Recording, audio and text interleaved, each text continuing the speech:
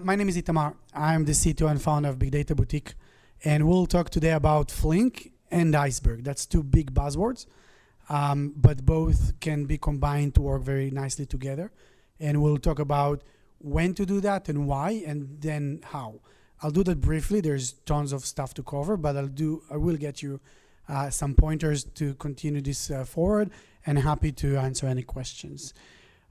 Quickly about us, we are a consulting professional services company, and we're experts with those big data technologies, that is to say modern data platform technologies, and we're leaning towards the open source software. So Elasticsearch, OpenSearch, ClickHouse, Flink, Iceberg, which is not specifically a technology, but we'll talk about that in a minute. And we work with many customers worldwide, from very large enterprises and very large startups to small ones, and many interesting projects. And that's us. To quickly start discussing what we're going to discuss today, who here have worked with Iceberg? And who heard about Iceberg and never worked with it before? Who didn't hear about Iceberg at all? Okay, so most people here actually know what Iceberg is, but I'll just start from scratch. Iceberg essentially is a table format for use by data lakes and data warehouses. That is to say, if you want to build a data warehouse or data lake on top of object storage, for example, S3, AWS S3, or any other appliance supporting S3, there is some challenge with it. How do you partition the data? How do you do updates? How do you do deletes and things? A lot of challenges like that. And there are some technologies in the market that solve it. So you probably have heard of Hoodie before, or Delta Lake, that was originally developed by Databricks. Iceberg is one of those technologies. And very early on, we bet on it by saying, telling customers, go and use Iceberg, because the design is from the ground up, very, very solid. It actually solves the problem of data warehouse, data lake at scale on object store in a very, very nice and solid way.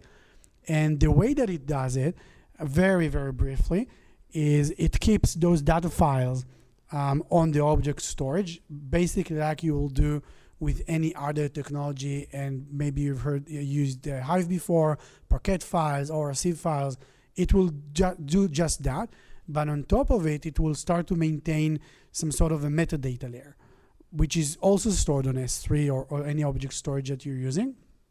And that metadata layer will actually contain files that allow you to manage the actual data files in a better way. That would, with a very sophisticated, but very fine-tuned and well-defined algorithms, it will then allow you to make changes to underlying data files and merge them together later on, and so on and so forth. And it also adds the ability of creating what we call often virtual partitions, and allowing to push down query predicates and all of those really nice things. So it's a very solid and a very easy to use and a very good table format to be used by data lakes and data warehouses on the cloud mostly. And I gave a talk about 2 years ago. You can watch it in this link, exactly about what Iceberg is, how it's being used, what problems it solved, and also comparing it to others. We really like Iceberg, and that's why I chose to speak about Iceberg today. And essentially, it's a very good technology to build your data lake and data warehouse on top of it. Since you're here, I assume you know what Flink is. In one sentence, Flink is a technology that allows you to do compute at scale on streaming analytics use cases, but also in batch. So it was built to actually solve those two problems, two challenges in one technology, one code base. That's at least the idea, or what they wanted it to be used for. Sometimes it's applicable, sometimes it's not. And Flink actually comes in a couple of flavors, right? So you can use Flink in a couple of ways. You can either write SQL and submit it to some Flink cluster. This is like you would use a JDBC connector on top of some compute database, whatever, that actually runs on any data lake, data warehouse, or data source that Flink supports. Then there is the table API, which is essentially SQL, but in a more declarative DSL. And then there you have the core APIs and the low-level building blocks, which are essentially really the Flink code base, the actual Flink code base. Those SQL statements will translate into and actually run. So you could actually interact with them as well. So you can write Java software or Python code that will actually go and define the stream or stream analytics software on top of that using those building blocks or those very core APIs. The Flink connector, which we'll talk about in just a minute, actually uses those two high-level, or not uses, it's easier to use it from the two high-level APIs, so SQL and the table API, and that's why I'm showing this here. We're not going to discuss the lower-level APIs with Iceberg. I'll mention why in a couple of minutes, but again, in one sentence, this is what Flink is about, and I'm kind of focusing you on the area of Flink where we'll discuss. So this is just to give you a glimpse. This is how you would use SQL with Flink. So you would create a table that points into your data source, give it some parameters on how to read that source, and then you can insert into, you can query, you can do all of those things. So it can be used for read or for write or both from those data sources. And this is basically the same thing, but using the table API, right? So you either write SQL and submit it to a Flink cluster that will do what you want it to do, or you just start writing code in a more declarative way and then basically do the same. And the SQL will compile into this will compile into the core components, and eventually will run on your Flink cluster. Very high overview of what we're going to discuss. Flink and Iceberg are interesting because those are two very prominent technologies. Flink is getting a lot of traction now in the data streaming space mostly, and Iceberg is getting a lot of traction in the data lakes, right, in data warehouses. There is a thin line, I believe, between the two. So those are two prominent technologies, and as it turns out, there's quite a lot that you can do with them both, right? Both from reading data from somewhere, so you can read it from Iceberg, or you can use Flink to ingest into an Iceberg-based table. The use cases are oftentimes usually about continuous updates or continuous ETLs of data from one point to another. In general, this is true about Flink, but in this case, you would usually use Flink to write into Iceberg from, let's say, a Flink stream that you want to maintain. So some logs or event stream that you want to persist into S3. Iceberg is a great it's a great technology or format to persist it into, just because of the querying abilities that it can provide. And Flink is a great technology that will allow you to ingest that in parallel and efficiently, and also do transformations and maybe joins and things like that. Specific use cases are, for example, database mirroring. So you want to have a operational database or some analytical database, and then you also want to kind of replicate it for one reason or another. For example, for more cost-effective querying on a data lake, then you can use CDC to actually move the data from that costly database to your data lake, for example. Other use cases are, for example, on the medallion architecture style of development of data lakes. You want to have the landing zone and bronze tiers to persist the raw data or row plus schema, and then transform that into silver tables, which are enriched as stronger schema, maybe aggregated, and then into gold tables, as they call it, which are being used by your analytical or BI tools. So Flink is great for moving those between one another and doing that in a streaming way or even in a batch way, right? But again, it's a great tool for doing that. We've been seeing similar use cases for cold feature stores. So again, those silver or gold tables can be used to serve as a feature store, or even the bronze tier can serve as building a more dynamic feature store on top of that. And again, leveraging those querying capabilities that you can see with Iceberg. How to use Iceberg from Flink? You have a connector specifically aimed for that. It's the Iceberg Flink runtime. You just need to, it's a jar, you need to take dependency on that. It's maintained by the Iceberg project. So it's kept up to date with Iceberg. It's used for both reading and writing into Iceberg. It does not currently support all the maintenance features that Iceberg will need, and we'll talk about that in a minute. So use it to read from Iceberg or to write into Iceberg, and we'll discuss both in a second. To connect to an Iceberg table, take that dependency and then either create table, so either create a new one or define a new table on top of an existing data that will essentially create it in the Flink catalog. So you'll define that so Flink knows about that data, about the table.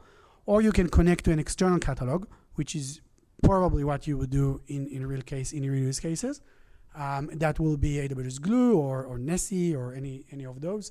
And then that other catalog will essentially be registered with the Flink catalog, and then those tables on that catalog references will be available to you from Flink.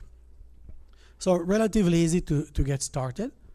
To read from Iceberg, you can read either as a streaming reads, and essentially every time a write happens on Iceberg, if you recall, I briefly said that, but data files will be written, and then manifest files, those metadata files about the data that has been written, will also be written on the metadata layer. So what the Flink on the streaming use case does, it just listens, polls for those new files that have been added, and as soon as they're added, basically Flink will pull them and run on them. This is the streaming use case. On the batch use case, you can think of Flink more of just a Spark cluster, Spark job that runs, right? You run it, it loads data based on some criteria, some query, loads the data, and then runs it. And obviously, it can also poll using that. But then you would expect those batches of data that you read to be larger. For Flink, there is not much difference. It's just a matter of sizing and maybe the way that you write the code. And again, the whole point of Flink is to reuse code as much as possible. But that distinction is important when you read from Iceberg. Do you want to read in streaming, or do you want to read in batches? Worth mentioning here is the Flip 27. This is a Jira ticket or a task within the Flink project. It's work on progress to refactor the source interface and what you can do with it, and how sources are implemented. So the Iceberg source will essentially be made better in coming months, years. One of them is Flip 27. In the coming months, I believe, it's hopefully going to be released, and then you'll enjoy better parallelism, better split assignment. That is basically when data is read, how it's split and shared or read in partitions by the Flink tasks, and then it will actually hopefully make it even better. There is one really interesting talk that I recommend you watch, because you may ask yourself, why would I want to read using Flink reading from Iceberg instead of reading, for example, from source, which I would assume will be Kafka, right? And the reason for that is actually for some use cases, and this is a very long, I think, 30-minute talk that addresses that specifically, but in many use cases, it's actually better. So in a lot of times, you would read from Kafka. So you read the full stream. You are not able to query the stream or in any way. So you'll read the stream, and then you'll either do some computes in the Flink itself, or just have a dedicated Flink job that redirects events based on type, based on criteria. And in this case, you can basically, instead of reading the stream directly and spending some compute on doing that, you can query Iceberg and leverage the metadata that Iceberg has to only pull interesting data. So you can do filtering almost at the source, and that could be very interesting for many use cases. It's only applicable, obviously, for things like that require minute level latency. If you need second, sub-second, something that is very, very quick, you should probably still be on top of your source or Kafka or any real-time streaming. And then also the use cases of where long history backfill is required. So for example, when you want to have, again, a single code base that is able to run both on stream and to also be able to do backfill, leveraging Iceberg as the single source of data to actually read once from it, either from backfills, because sometimes long history is required, and also for the stream, actually makes a lot of sense. And then you have one code base and that you can just run on the same Iceberg even, and then again do it in batch versus streaming mode. On the other side of the stream, you have the sink. You have where the data is written, and you take data from one place and you want to write it into Iceberg. And then there are, as you would imagine, a couple of configurations you would need to fine tune or basically know what you want to do with them. And the most important ones are obviously target file size, format, and compression, right? Those are the key building blocks of any Iceberg-based data lake, data warehouse. Target file size, the larger it is, the more efficient it's with querying, but not all the time you can actually you have enough data coming in fast enough to write those files. So you would need to adjust that based on the stream and the partitions and so on. Format, most likely it will be Parquet, but there are other options. And then obviously the compression concerns, which compression level and which compression algorithm and so on. Then we have the Iceberg distribution model. Flink supports hash or none. Iceberg supports another one that's not supported by Flink. And one important thing to note is that when you use the hash distribution model and the Iceberg table is partitioned, Flink will shuffle data. So if you've been using Flink long enough, you would know that, or Spark to that extent, you would know that shuffle is the root cause for all performance issues. So try to avoid that, or just keep that in mind when you design your stream. And then there are three possible write modes. Obviously, append only is the easiest. You just write more new data. But then sometimes you have, for example, like the previous talk that we had, that needs to replace data, right? They discussed state, but obviously some data is changing over time, and then sometimes you use Flink for the silver or gold tiers, and then you actually need to update data, not necessarily add new data or add a new aggregation. So it's better to use insert override, which essentially replaces full tables or replaces full partitions, then try and start doing row level updates. So if it's possible, do that, because upserts, which is full row updates, is actually very, very slow because of the way Iceberg works, right? Because you need to find a row, you need to write a new one, and so on. So three write modes. Yes, sorry. Yeah, the question is, can I reduce the number of shuffles? The answer is you can always reduce the number of shuffles. The problem is that shuffles actually happen. So we would want to try and design without any shuffles, but there's based on the design, there probably could be options to reduce the number of shuffles. Another thing to note here is that no row level operations, so delete or updates, are supported in the connector because merges are not supported, because again, maintenance tasks are not supported. Sorry. The question is to elaborate more on the upsert use case. Is this a limitation of Iceberg? It's just the design of Iceberg that would require Flink to go and read the row, write it again. It's just very, very slow. And if you do it at scale, it needs to happen for each and every row. And that's why it's slow. It's much easier to drop a full partition or table and make a change than do it on a row by row basis at scale. It's just how it works. Again, the best way to think about it is the Iceberg is based on very large files that are not row level or column oriented on a blob storage that is, again, not optimized for row level operations. Okay, so quick takeaways.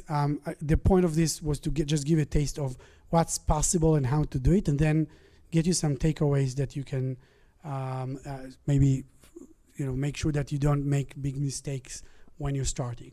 So like I mentioned, sometimes, and I try to give some ideas of when, but there's a great talk that I really recommend you watch. It's better to read from Iceberg than Kafka, and that's one very key takeaway here, that in some architectures it's worth for you to look into. I'm not saying it's always the best thing to do.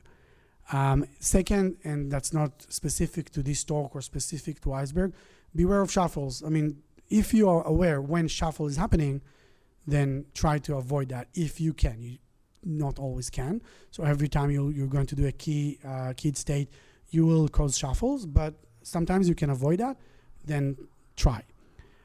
Then another key takeaway here is that when you use Flink and you actually are going to write into Iceberg, don't try to use Flink to also maintain the Iceberg table to compression or cleanups and all of that.